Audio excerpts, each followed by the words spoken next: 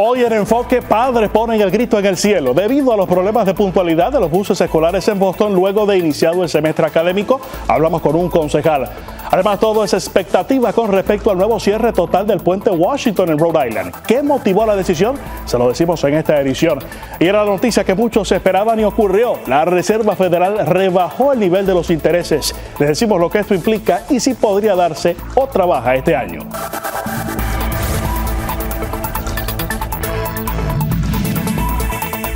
Enfoque Nueva Inglaterra comienza ahora.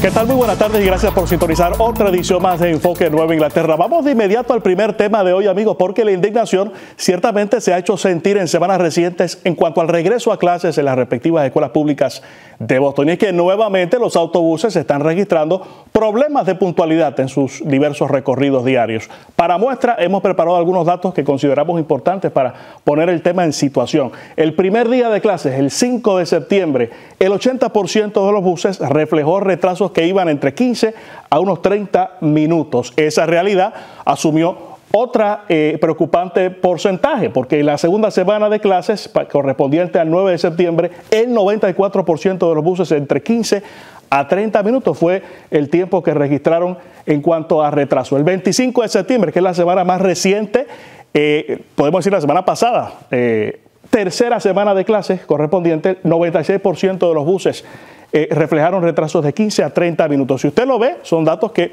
reflejan pues quizás un aumento rezagado, y lo cual pues obviamente ha causado muchísima preocupación, no solo en padres sino en administradores de la ciudad. Vamos a escuchar a esas ambas caras de la moneda, a padres frustrados, pero lo que tiene que decir sobre esto la alcaldesa Michelle Wu. Vamos a ver. Esta mañana el autobús de mis hijos no llegó. Y pues me pasé mirando la app a ver si nos avisaban que llegaba, aunque fuera tarde. Los días anteriores estuvo llegando consistentemente tarde, a 30, 45 minutos después de la hora estimada. Cuando nuestros autobuses estaban tarde día por día, no es aceptable. Entonces ahora tenemos unos cambios sobre el sistema, la tecnología con un app para comunicar con todas las familias sobre los lugares de sus estudiantes y también la navegación para nuestro equipo. Entonces yo sé que tenemos muchas luchas, pero necesitamos aumentación del sistema para continuar el progreso. Ahí acabamos de escuchar prácticamente pues esas dos partes de la moneda, ¿no? Esa indignación también que representan los padres que pues se sienten frustrados porque el tiempo no está necesariamente cumpliéndose tal y como pues ha sido prometido. Vamos a discutir este asunto. Con nosotros se encuentra esta tarde el concejal o uno de los concejales de la ciudad de Boston, Enrique Pepe, uno de los concejales, podemos decir, latinos. Le damos las gracias por estar con nosotros, concejal, para hablar un poquito con relación a lo que está ocurriendo, ¿no?, en el distrito escolar. Su primera reacción, en primer lugar. Sí, lamentablemente es algo que nuestras familias no deberían de estar pasando en nuestras escuelas públicas. Me da mucha tristeza que esto es algo que estamos viviendo en este momento. ¿Se tiene identificada la causa de lo que está ocurriendo? Y si es así, entonces, ¿cómo se estaría gestionando? Sí, la verdad que hay varias razones por las cuales está pasando. Vemos que están usando una aplicación nueva, los choferes y los padres también, que se llama Zoom, escrito Z-U-M. Okay. Y es una aplicación completamente nueva que los choferes están usando, similar a la aplicación Uber y Lyft, que usan una tableta para ver el mapa del día, ven cuál estudiante debe estar dentro del autobús y le dejan saber al padre o a la madre que si su hijo está montado en el autobús. Vemos que muchos choferes todavía necesitan mucho más enfoque de cómo usar esa aplicación. ¿Hubo suficiente tiempo de práctica con respecto a esta aplicación o simplemente se le dijo a los choferes, tienen esta nueva herramienta, vayan familiarizándose con ella conforme pasen las semanas después de haber comenzado el semestre de clases? ¿Hubo práctica? La verdad que hubo práctica, pero no hubo suficiente. Okay. He tenido varias conversaciones con diferentes choferes, que muchos de ellos viven en mi distrito, y me dicen, necesitamos más tiempo de aprender cómo usar la aplicación. ¿Y qué va a hacer la ciudad? Si ya tienen los choferes que admiten, necesitan un poquito más de tiempo para entender, ¿se ha creado algún espacio de aprendizaje para estos conductores fuera quizás de horas laborables o de horas de conducción para no afectar más aún, ¿no?, ese recorrido de los estudiantes? Sí, ya comenzaron a dar más entrenamiento. Para que sepan, los choferes de autobuses de la escuela pública tienen obviamente el trabajo de la mañana y después de la tarde. Durante el medio de ese tiempo, ellos van a tomar más entrenamientos en lo que es las estaciones de guagua, donde ellos se parquean. Y ahí le van a dar entrenamiento más para que ellos puedan saber cómo usarlo, porque eso fue parte de la razón. Pero hay otra razón. Dígame usted. Que es, este año hubo un aumento de estudiantes pidiendo que si ellos pueden usar los autobuses. Hay más demanda entonces de estudiantes. Mucho más.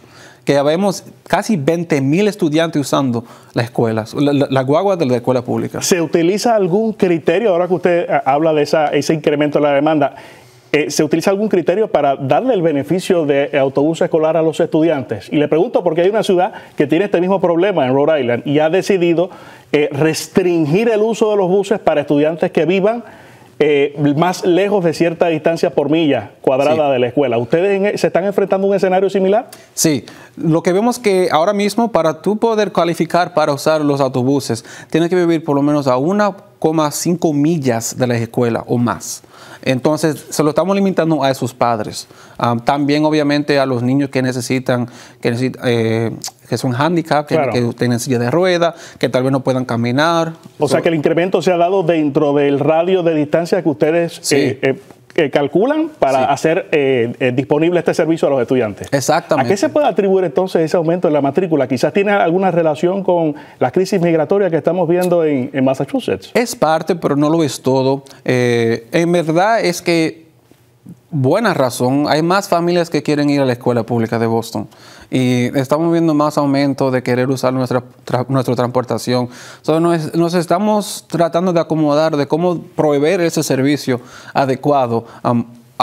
Obvio, por la conversación que tenemos hoy, no está a 100% de cómo debe de estar, pero creo que por todas las llamadas que nos dan los padres, claro, los emails, los mensajes que nos mandan a nosotros en nuestra oficina, creo que estamos llegando a un punto que estamos buscando la solución. De todo lo que usted nos ha explicado, no ha mencionado necesariamente la necesidad de que sea el Estado el que intervenga, como lo están pidiendo colegas suyos en el Consejo. Hay dos concejales, uno de ellos el propio presidente, que dicen este asunto debe ser no solamente resuelto, sino de alguna manera analizado y que se presente un informe por parte de la Junta específicamente de Educación Primaria y Secundaria. ¿Usted está de acuerdo con esa acción? No estoy de acuerdo. ¿Por qué? Porque la verdad es que cuando traemos al Estado a tener la conversación, quita mucho el poder de lo que podemos hacer en la ciudad. Y en muchas ocasiones, con respeto, la gente que trabaja para ese departamento no tienen el entendimiento de lo que las familias de Boston necesitan. Ha pasado en la última década que lo hicieron y lo que vimos fue hasta una huelga de los choferes de autobuses hubo por la intervención del Estado. Entonces, tenemos que tener mucho cuidado con eso antes de tomar esa decisión. ¿Qué se necesita para que se tome esa decisión? O sea, ¿tiene que ser un tema que pase por el Consejo a nivel de votación o cómo se llega a ese paso? Es básicamente un pedir de las escuelas públicas. Tiene que venir de la administración, de la alcaldesa, de la escuela pública diciéndole al Estado que necesitamos la ayuda. Pero la verdad, como ya dije, tenemos que tener mucho cuidado antes que pase eso. Usted obviamente es un solo concejal de un total mayor, ¿no?, de componentes del Consejo. Usted, frente a nuestra audiencia de Boston que nos está viendo en este momento, ¿puede decir que en este semestre académico quizás este problema va a quedar resuelto o los padres van a tener que seguir aguantando esto de cara al próximo año? No, la verdad, hablándole a la comunidad directamente, creo que vamos a tener una solución. Porque me van mandando números que son recientes desde esta mañana, que obviamente ya vimos los números de la primera semana, que no fueron buenos. Pero los números de esta semana, de hoy, el 89% de las guaguas públicas están llegando a tiempo a las escuelas y a las casas. Obviamente, falta un 11%, pero estamos viendo un incremento de números que nos da promesa. Y ciertamente una cosa son los números y otra cosa es el termómetro, ¿no?, del sentimiento de los padres, que claro, nosotros fácilmente los entrevistamos en la calle y nos reflejan su sentir. Así que vamos a estar muy pendientes de cómo se sigue gestionando esta situación para que, por supuesto, las personas disfruten al final de cuentas, ¿no? del servicio que merecen tener. Sí, exactamente. Mientras tanto, gracias por su tiempo, concejal. No, gracias a ustedes. Ha sido un gusto. Un placer. Bueno, amigos, seguimos con más de esta edición porque muchos fueron los que quedaron sorprendidos cuando se anunció la suspensión de los trabajos de demolición en el tramo en dirección oeste del puente Washington. Todo para, según el Estado, preservar evidencia que va a ser en su día presentada ante un tribunal para adjudicar responsabilidades sobre lo que ocurrió. ¿Cómo afecta y a quién es esta decisión? Bueno, vamos a hablar de eso y no menos importante, de otros puntos que también son de interés para ustedes, los televidentes de esa zona y los que discurren por esa carretera. Con nosotros esta tarde el representante del Estado de Rhode Island, David Morales, a quien como siempre le damos las gracias por acompañarnos. Claro, y muchas gracias por tenerme aquí esta noche. ¿Le sorprendió esta noticia del cierre temporal? Sí, porque imaginamos que la oficina del gobernador ya estaba preparado para investigar, agarrar la información necesaria y luego empezar el trabajo. Y ahora cuando grabamos las noticias que fueron a interrumpir este trabajo, no era algo que estábamos alistándonos. Y para muchos en la oficina de representantes estatal era algo muy sorprendido. Y luego nuestras comunidades descubrieron también por qué era la razón que lo estaban cerrando. Y es difícil porque ahora cuando nos preguntan nuestros vecinos qué es el tiempo que vamos a mirar el puente que se va a botar y luego creer otra vez, no tenemos una respuesta que dar. ¿Qué mensaje envía el Estado cuando quizás altera los pasos de lo que se entendía iba por el camino correcto, ¿no? De momento cerramos porque no queremos que se nos dañe la evidencia. ¿Demuestra quizás un problema de organización, de estructura, de gestión de este problema? Pues yo creo que el problema sí es que no estaban listos la oficina del gobernador, el departamento de transportación para colectar información durante el tiempo necesario. ¿Qué tipo de pruebas se busca preservar? Estamos hablando de pruebas fotográficas, hay peritos ingenieros que van a hacerle pruebas a las vigas del puente. ¿Qué tipo de pruebas se busca preservar? Pues se necesita buscar, como estaba diciendo, las fotos, la evidencia, si hay evidencia físico que uno puede colectar y luego llevar directamente a evidencia en el corte. Es muy importante tener toda esa estructura necesaria para mirar qué eran los materiales que usaron los que tenían el contrato para hacer el puente hace años. Lo cierto es que mientras continúe cerrado, sobre 100,000 conductores, que son los que discurren diariamente por ese puente, se ven afectados. ¿De qué forma? ¿Tienen todavía un espacio por donde pueden pasar o se ha bloqueado completamente el paso, representante? Ha cambiado. Hemos tenido momentos donde todo estaba bloqueado y luego hemos tenido momentos donde nomás tienen un parte de la carretera que está abierto y es listo para los trocas elegibles que pasen por ahí. Nomás el problema sigue que le está afectando directamente a nuestros negocios pequeños, a eso quiero ir, a la gente trabajadora y nuestra economía. A eso quiero ir porque sabemos que hay decenas, por no decir cientos, ¿no?, de comerciantes que han resultado afectados por esta situación y que han tenido que recurrir al gobierno para propósitos de ayudas y de alguna manera sufragar, ¿no?, las pérdidas que han tenido. ¿Hay ayudas todavía disponibles para estos comerciantes que quizás nos están sintonizando en este momento, representante? Sí, hay una ayuda ahorita que está directamente por el Departamento de Commerce aquí en Rhode Island, donde los negocios pueden aplicar. El problema es que la ayuda que se está ofreciendo yo creo que es bien poco.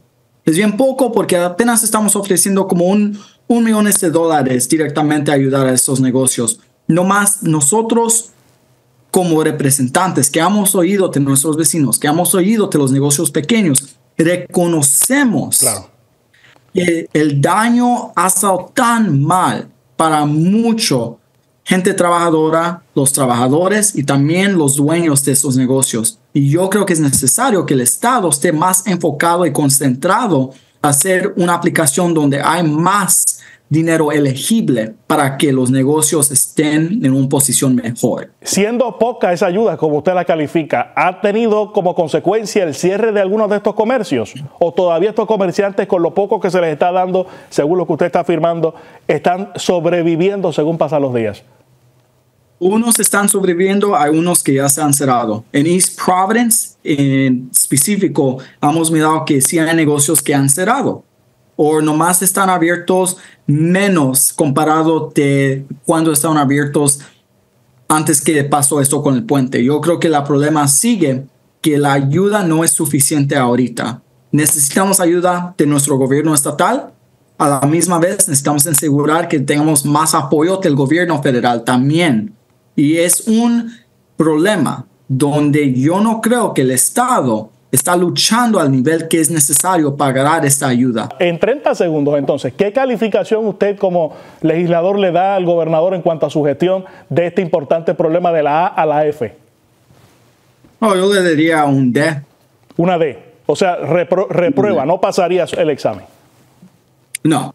Caramba, bueno, vamos a estar pendientes sin duda alguna de la evolución que tome este asunto que, como sabemos, afecta no solo a comerciantes, sino a miles de conductores que diariamente pasan por ese puerto de entrada y salida de Rhode Island. Mientras tanto, gracias por haber estado con nosotros, representante Morales. Claro que sí, que se cuiden. Muchas gracias. Cómo no. Amigos, podemos decir que era la noticia que muchos esperaban y se materializó. La Reserva Federal rebajó el interés, el nivel de los intereses. La pregunta pueden ser muchas. Nos concentramos en algunas pocas que entendemos son importantes. ¿Qué implica esta decisión? ¿Podría darse otra baja este año? Bueno, para hablar de eso y mucho más con nosotros esta tarde el economista Isaac Cohen, a quien le damos las gracias por estar con nosotros. Isaac. Encantado, José, como siempre. Su primera reacción de lo que fue este anuncio, usted como economista, ¿esperaba que la Reserva Federal en este caso se expresara reduciendo en lugar de mantener o incrementar el nivel de interés? Lo habían anunciado desde antes porque el problema es que el desempleo estaba aumentando y el Banco Central tiene que vigilar tanto la inflación como el desempleo. Y la inflación ha estado bajando. Los precios han estado bajando. Por ejemplo, lo sentimos en la gasolina, que ha bajado, y algunos otros productos. Entonces, el Banco Central tiene que vigilar el mercado laboral también. Y con el desempleo aumentando, era mejor bajar la tasa para empezar a reactivar la economía, porque las tasas de interés estaban muy altas. A eso quiero ir, economista, cuando la Reserva Federal procede basado en su criterio, no a rebajar la tasa de interés. ¿Qué espera la Reserva del público consumidor? ¿Qué respuesta se tiene que dar para el beneficio de esa decisión? Bueno, la respuesta tiene que venir de todas las actividades relacionadas con el crédito. Por ejemplo, compra de casas, compra de automóviles, tarjetas de crédito. Las hipotecas, por ejemplo, en la actualidad habían llegado a casi 7% anual. Y antes de la pandemia estábamos en 3%. Entonces eso ha hecho que el mercado de vivienda se deprima. Entonces la baja de la tasa de interés lo que hace es que va a facilitar que las personas compren viviendas. Y eso va a reactivar la demanda y la economía también. Una cosa es lo que la Reserva podría esperar, ¿verdad? Que es lo que usted nos está explicando. Pero en términos de conveniencia para el consumidor, ¿es el momento, por ejemplo, de comprar una casa o se debería quizás esperar un poquito más, economista?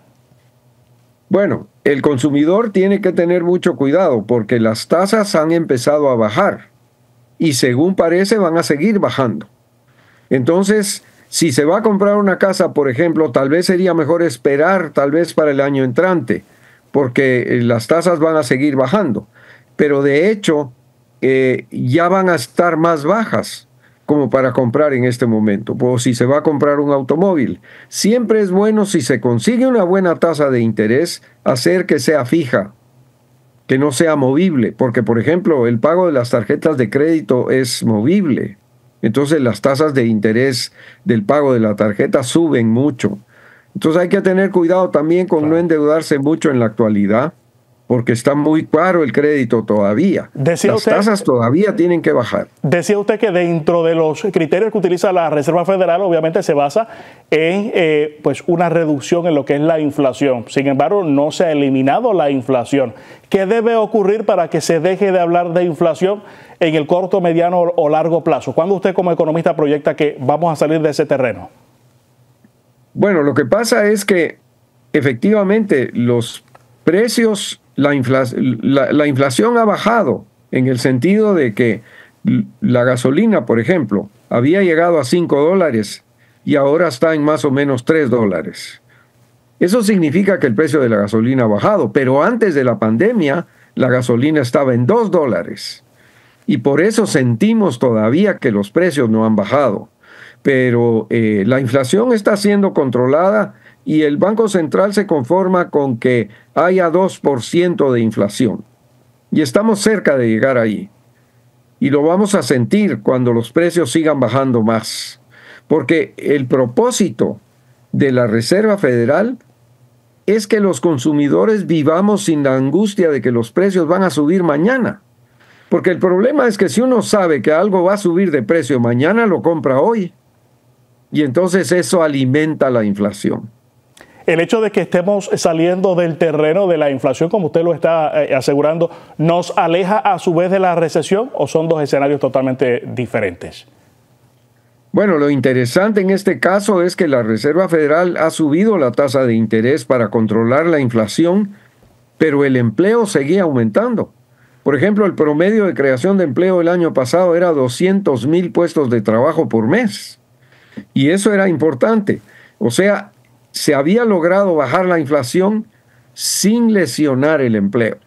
Pero ahora estamos viendo de que el empleo está empezando, el desempleo está empezando a subir. Y eso es delicado y eso es lo que la Reserva Federal está preocupada y por eso ha empezado a bajar la tasa.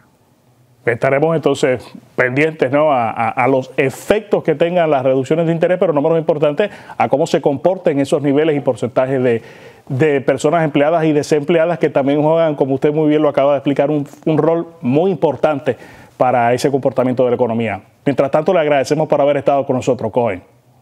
Es un placer, como siempre, José. Hasta la próxima. Ha sido un gusto. Lo dice el dicho, el derecho a la educación es un derecho fundamental de todos los seres humanos que les permite adquirir conocimientos y alcanzar de esa forma una vida social plena. Los alumnos de las escuelas públicas de Boston que se sirven del transporte escolar no merecen menos que eso, llegar a tiempo a sus salones de clases para recibir el tan anhelado pan de la enseñanza, sin excusas sobre la gestión de altura que se exige y se espera de ese distrito escolar. Así que confiamos en que el problema se va a identificar y corregir más pronto que tarde. Y de esa solución y corrección vamos a estar más que pendientes. Si no pudo sintonizar el programa desde un inicio y quiere retomar el diálogo, lo puede hacer fácilmente a través de las plataformas de Roku y de Apple TV, que son espacios siempre disponibles a toda hora del día. Será hasta el próximo domingo, con el favor de Dios. Próximo Noticiero Nacional. Tengan todos muy buenas tardes.